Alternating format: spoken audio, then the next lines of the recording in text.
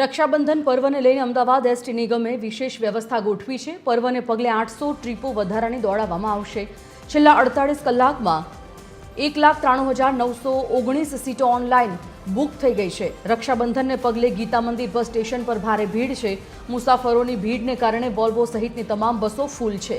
પ્રવાસીઓના ધસારાને પહોંચી વળવા માટે એસટી નિગમ સજ્જ છે।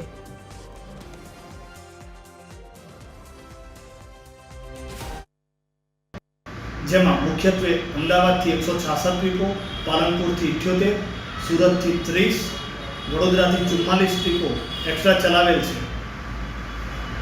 ઓનલાઈન બુકિંગમાં પણ ગત વર્ષ કરતાં આ વર્ષે 5% જેટલો વધારો થવા પામેલ છે। જે મુજબ છેલ્લા 48 કલાકમાં તારીખ 6/8/2025ના કુલ 91,249 સીટો અને 7/8/2025ના 1,02,670 એમ કુલ છેલ્લા 2 દિવસમાં 1,93,919 સીટોનું ઓનલાઈન બુકિંગ થયેલ છે।